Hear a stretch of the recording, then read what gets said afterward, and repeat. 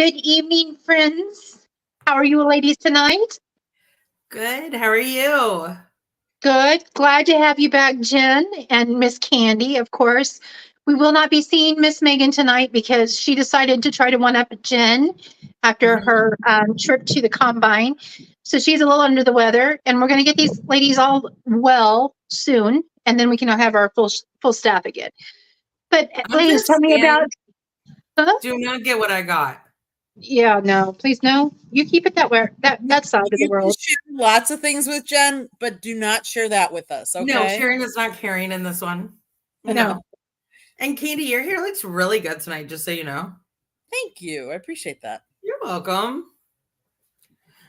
Oh, tonight we've kind of got a full slate. So, Jen, you want to start us off with a little bit of insight on what was going on with Cam this week? So he was at his on a 7-on-7 tournament, which is like tournaments that other NFL players are involved in as well as like non-NFL players, right? As coaches, and it's a youth camp. You can pay, you can also be invited. So Cam's team actually lost. And one of the coaches on the winning team used to coach for Cam on his 7-on-7 team. And I don't know exactly what happened, or allegedly he used to coach for him. So let me clarify with that. But then we have then he gets jumped by initially 2 coaches and somebody else, right? So then it goes off on the side. Everybody's seen the video, so I didn't add it as a thumbnail. But then we proceed to see 3 more people jump on Cam as he's over there as like security and police officers are just like nonchalantly walking up because they see Cam handling it so well.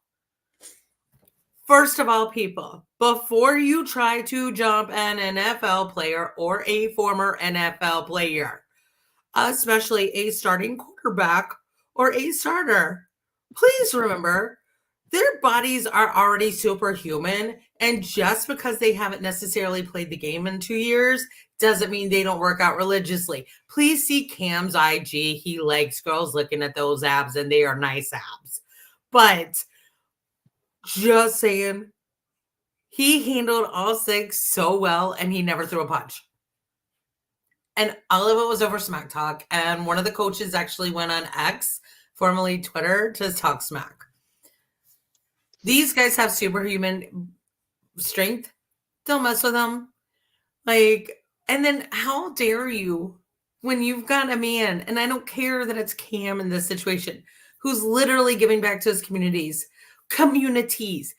Boston, Charlotte, Atlanta. And I know at least in Charlotte and Atlanta, he still does. I don't know about Boston, but this man's a multimillionaire. He probably will end up a billionaire before the end of his life, to be honest with you. Like, he knows how to make money. And he learned how to make money from several very influential people. So, whatever. But I was just impressed that Cam did that. So, hats off to you, sir, for not throwing a punch and putting those boys in their place. Isn't he Superman? So why would you mess with Superman? Right. That's all I have to say about that. I knew you had to say something, Carrie. Thank you. Notice that he was very supportive of Cam. I'm very proud of you. But I'm not. I can do Cam. We're not going to travel into the other ones worldwide. So. It's okay. Tom has a security group. Sorry, my brother was calling me. All right. Do you have anything to add to that, Candy? Did you have any? I mean, let's face it. Anybody that is a pro athlete, and I mean a pro athlete, they're built. They're strong. They've worked in the weight room. They're not going to be pushed around. I mean, I don't care how small you are. They have abs. They've worked out. Let's face it, to bulk up these days, all of them have spent multiple hours in the weight room. And especially someone of Cam who can, run. And so he's physically fit. He is. Mm-hmm. So why would you even try? Like, why? I just don't get it. People these days. Because I disrespect. mean, Cam could literally still walk into any NFL team as like a running back or a tight end or a wide receiver right now. Literally, he could. Like, I'm not going to say quarterback, but I mean, his arm is still there, but whatever. He could go into other positions too. Easily. But yeah, no. Just fucking idiots. I get tired of people feeling like they're entitled. And that's kind of what this feels like, is the whole situation. Is here's someone that is doing something for the, helping the future generations, providing training and such. And you've got someone that feels they're more entitled than they probably are and have the right to do something. So, but I think that's just an underlying issue that we have right now in society as a whole. And here's the thing. They were even talking trash like has been. Well, you know what? At least Cam was a has been and not a never was, sir. Because you and I were in the same boat. We never were. I mean, that's very accurate. Honestly, Cam still handled your butt handedly. Sorry. I'm really glad I was a Panthers fan before Cam came into the picture, just so y'all don't think I'm only a Panthers fan because of Cam. Just so you know, 96, baby. Well, I'm only a Chiefs fan because of Patrick.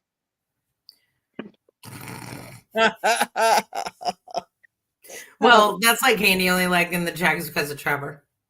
Right. And the Bucks because of Giannis. or Green Bay because of love. Yeah. Well, all you need is love, right? Just kidding. All you need is love. Jen, you were telling us about I did not watch the NASCAR this weekend. I don't even know what I did. This was cool, and I should have added this thumbnail. I apologize for not. But so they had a 3/100ths of a second end of the race. And it was just amazing to see. Like, you really had to kind of look at they're going so fast so you can kind of see it easily. But I know, Candy, you were watching it too. But I actually wasn't, but Candy cane. No, it was pretty sweet. I'm not gonna lie. We were like, dang. I'm not gonna lie. I really want Kyle to win. I like Kyle. But it was really cool. So hats off to the 3 victors. Too bad it couldn't have been a tie. They were trying really hard to make that a tie. 3/100ths of a second. Do you know how small that is? About the size of my checking account. Huh? About the size of my checking account. Hey, mine too right now. Payday's Wednesday, right? Or my last vacation. I'm just kidding. Mine was a little longer this year. I go gambling. I was working the entire time I was in Vegas. That's neat in the fact that they're keeping that there's that many competitors that it's not a blowout. Because I remember years past that there was always a definite win. I'm talking from when I was a little girl watching it with my grandparents. So there was always a definite winner, and then there were some that came in fairly close, but not. This is the 3rd closest race that they've had. Well, they've had 2 closer. Last weekend was Daytona 500, and that was postponed because of weather. And the winner actually started his career iRacing. So he was racing online as opposed to one that just does, regular driving. They were talking about that on the radio, that he actually did iRacing, which I thought was fascinating, that he then took that to the track and actually won Daytona 500. Isn't that a movie line plot that was just last summer? But it was a game. Kind of like a Need for Speed into the Indy. Was it Indianapolis 500? Oh, Gran Turismo. That was the movie. Sorry. Oh, I thought that was that TV show. No, that's the movie. I'll check that out. I actually thought you were making reference with the Need to Speed to the Top Gun movies. Did you see the little hearts in my eyes, Top Gun? Yeah. Volleyball scene. the best. So we want to kind of, was there anything else you wanted to bring up about NASCAR? No, I just think it's really awesome in a NASCAR. Oh, I'm trying to get one of the voices of a NASCAR on our show. So fingers crossed. I need to reach out to her, but between when I met her at the NASCAR Hall of Fame ceremony dinner and Super Bowl, I was completely slammed. So I need to reach out to her this week. So feel free to remind me too, please, ladies. Absolutely. We this week we saw where when Wake Forest beat Duke, we saw the fans, the students and fans storm the court. And there's been a lot of talk about how, hey, Snowman, how there is a need for the NCAA to review this and see what needs to be happened to make it more safe for everyone involved. And really made me start thinking it's not just basketball and it's not just NCAA. But last September in Kansas, a professional photographer was hit and caused her to fall, hit her head, and it ended up being a fatal injury. Hey, so Emily. This is not limited to just professional or or the collegiate level. It is across the board. And it's something that is very near and dear to one of our, to our team, and the fact that Candy is always on the sideline. She is always down there courtside, sideline, wherever, getting those action shots. But she's also putting herself in potential range of injuries. So, we see it across all sports that have those interactions between fans and the game itself. Candy, how do you feel like at times is that something that you think about, or is it something that's a thing at the back of your head, or how does that work for you? So typically before you go into a game, as you get credentialed for being a photographer down on the field, you actually do sign a waiver that says you're accepting responsibility because you need to be aware of your, surroundings. I would take it kind of like to the fact of like baseball and how they've added the screens further down foul balls, because people aren't always paying attention in the stands and you can hit a foul ball back into the stands. So the same thing can be true when I'm taking photography. And I'll be honest with you, when you are shooting the lens, you're almost on a whole different atmosphere, because you're so focused on the action and you don't sometimes realize how close that action is getting to you. And the thing is you're trying to get that great shot inbounds, that great shot, and you don't realize the momentum that, like a player, like if you're on the football field, how much the momentum is going to carry. Now, I've been shooting lately college basketball. In college basketball, I am literally sitting underneath the basket off to the side just a little bit on the court. Now there's and on top of that, there are fans behind me on a folding chair. So if a player would come through towards me and push me back, I'm going towards a metal chair with a person sitting on it. That, luckily for me, has never happened. You cannot take your eye off the ball. You have to be constantly watching and aware of everything, because if someone does come, you're going to want to quick move one way or quick move the other way, or brace yourself, or be able to brace the player too. But what happened at Wake Forest had nothing to do with the game. Nope. It was after the game. Now, my first time shooting a basketball game for collegiate level was a couple weekends ago this year.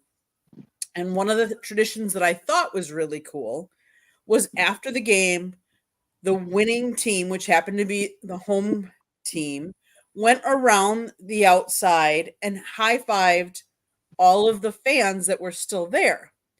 But as I think about that now, that just means all these fans are going to start coming down on the court and possibly storming, which is what happened in Wake Forest. Mhm. The problem with that is if you don't have control, depending on how big the crowd is, you can get injured. I mean, and let's face it, the Duke player got injured. Yeah, and he had just had a career game. So it's kind of scary because they're. Go ahead. Do you remember that Sneed, and I think it was Husek,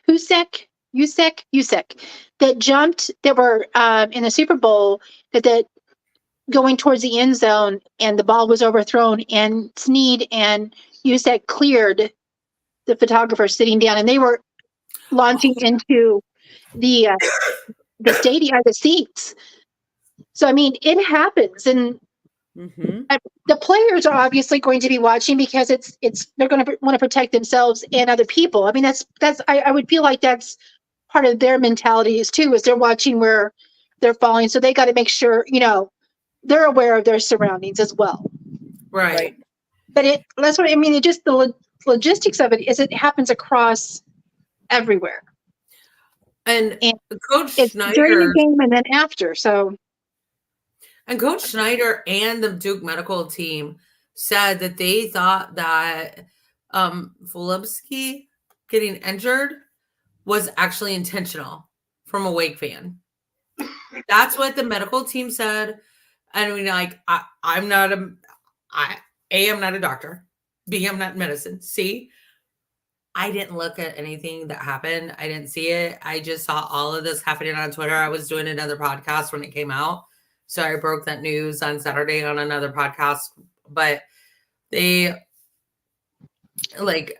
How can they label it intentional? Their team just pulled off a big win. So how can they label that intentional? Well, I mean, they're saying that one student intentionally hurt the Duke player. I don't know. Intention is hard to prove. It doesn't matter which side of the fence you're on. Intention is hard to prove because you have to know what is Duke. But I would say that they saw something. Maybe even they saw cameras or a video that showed something. Like maybe the guy trapped him because that's what it seemed like it was. That's how he got injured. But if it's intentional, then there should be charges that would be pressed. Because if you're intentionally, hitting or trying to harm somebody, they can press charges. Yeah. I do know that the NCAA hands down fines for that to the schools. I know this because Mizzou students charged the field twice this year, and that was $200,000 checks to the NCAA that they had to pay, that the school had to pay. And UT. I don't know. Mizzou had such a unique year that we have not been accustomed to something like that. Yeah. In football. And so that, that clicks. There's some things that just click in your brain. Oh, yeah. And so I know there are fines given, but is that enough? No, because the fines are given to the schools, not the student. And the schools are like, whatever. We have a booster club. Like some of the booster club members will honestly just hand 200 G's out without an issue. I don't know that a fine is going to stop the situation. But they do need to provide, because here's the thing, you're also putting security guards at risk. You're putting security guard, you're putting your fan base, you're putting your athletes, you're talking about damage to your facility as well. They had to go fish the goalpost back up, or is it? I know for a fact Oklahoma State goes and fishes goalposts often. So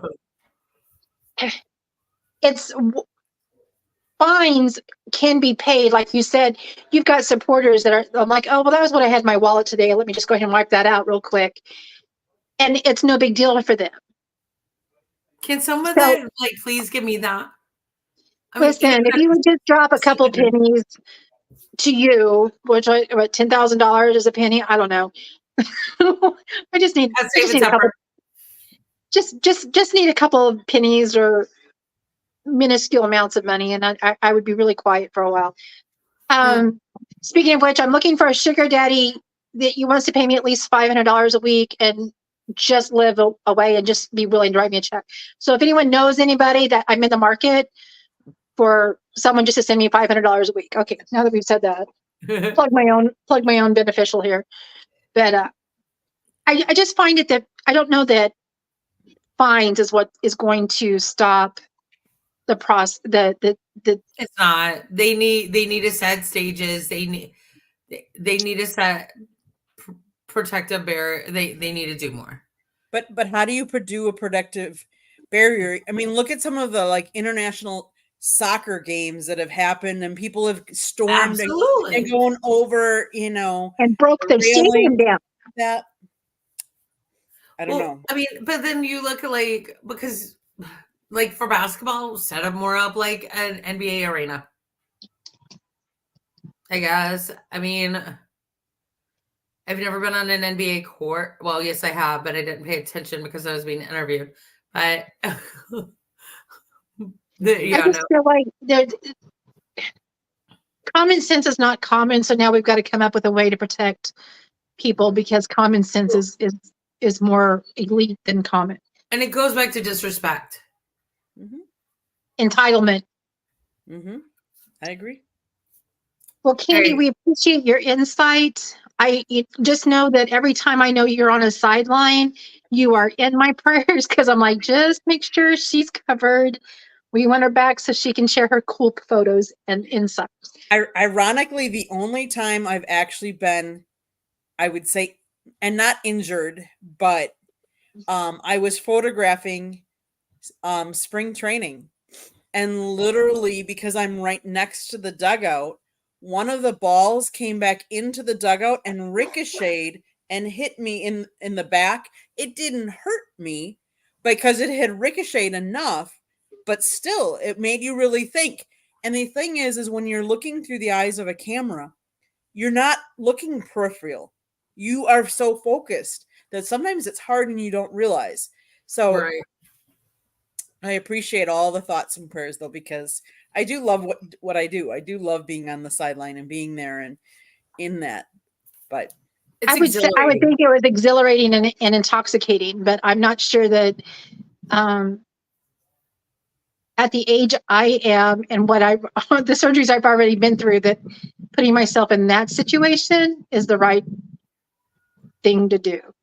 I mean, I will Back say to you on that one. Let me think on that. I'm not sure that's something I would do now, but 20 years ago, heck yeah. So I will say though that at one of the Marlins games, it was a weekend series, and I was not at that particular game. One of the guys that was in the camera well, the ball came foul shot, and it was so quick, it hit and broke his camera lens because it came into the camera well, and it literally shattered his lens because it hit it just right. So you do have to be careful, but holy cow.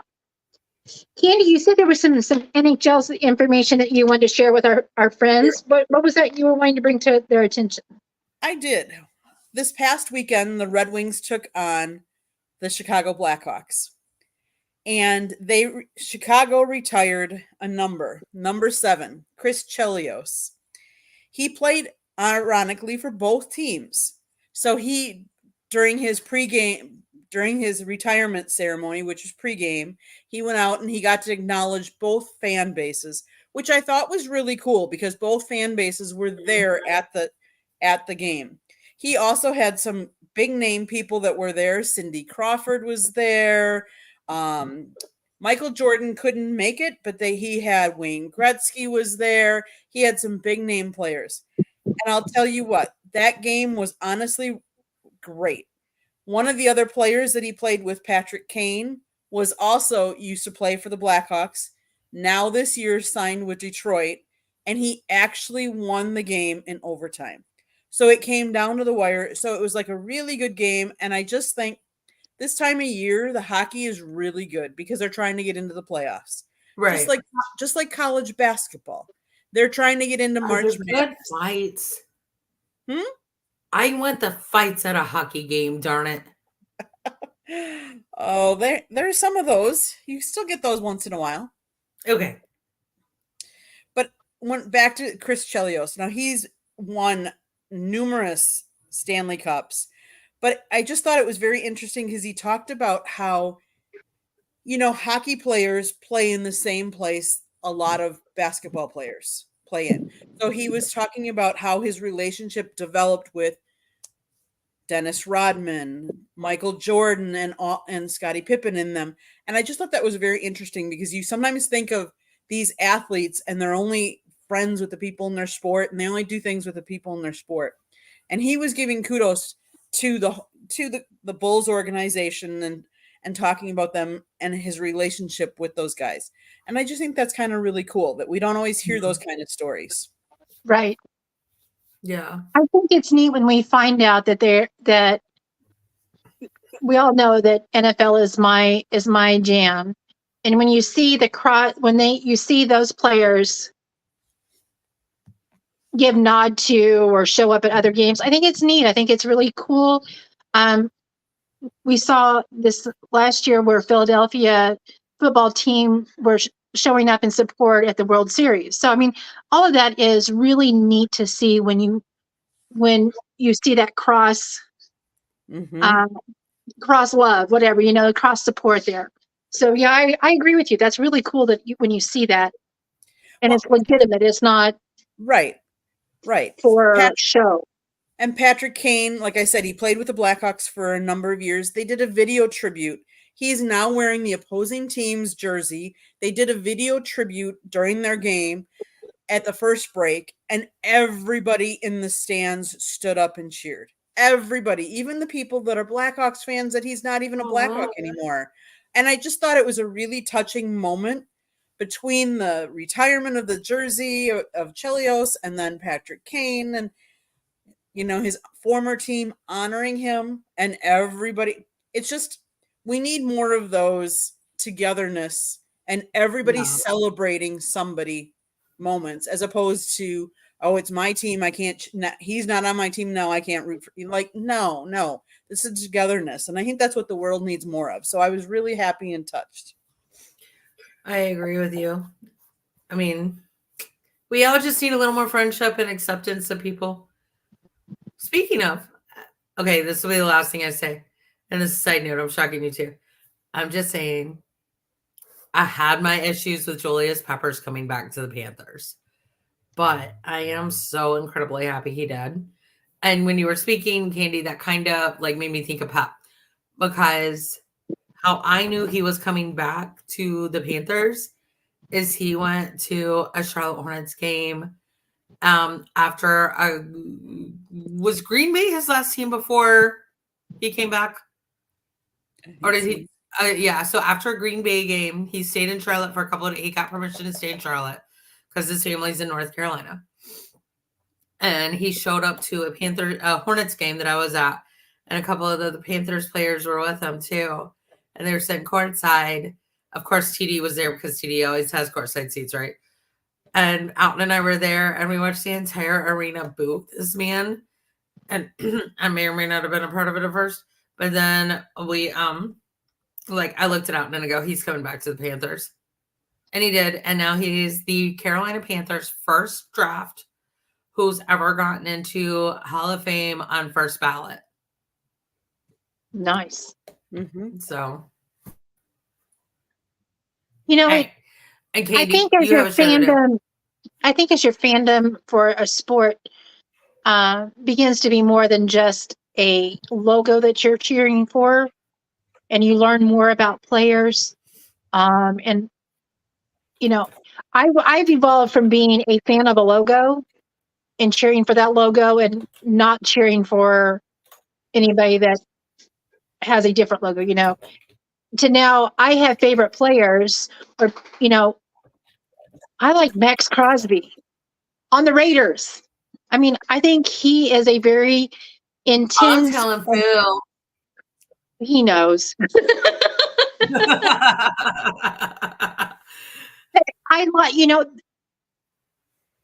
I like when you can find something to cheer about in just virtually any game or follow. And that's where I've personally, I've seen, I can map my evolution in my love for the NFL and the game itself. And I think as fans start to move that. You're going to move from being boo that person because they left our team to, wow, I am really glad they are having success. Mm-hmm. I enjoy their success. I think that's kind of when you can evolve to that type of a fandom and acknowledge that there are quality players across the board and that you are competing against, and still celebrate the talent, whatever they're playing, whatever they do. I think that's an evolved fan, and it's neat to be around those people. Hey, Paul. Hello, Paul. Yep, I agree. I think supporting, different sports, recognizing talent. Mm-hmm. Whatever team it might be on, whatever sport, even if it's a sport you don't cover, or watch very often, but recognizing the talent that it takes for them to be on top or to do what they do. Yeah, Correct. it's not just the talent, it's the drive, it's the determination, it's the competitive edge. Like, people will like knock me for being a competitor. Too freaking bad. I am who I am. All 4 of us are competitors. And you know what? We figure out how to make it work because we all accept that we're all competitors. And we're also, we do we're not need to competing against each other. Another show.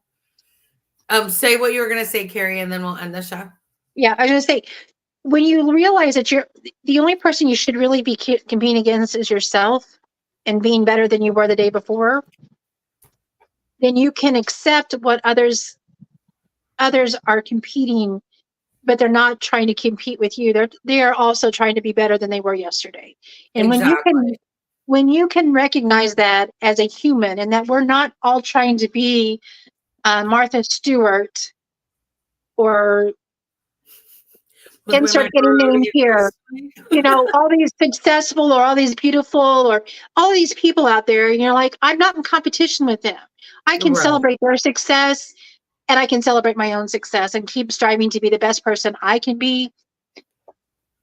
I'm happier that way. Am I that way all the time? No, because I'm human. But the more I can stay in the fact I'm not competing against anyone but myself, the better I feel.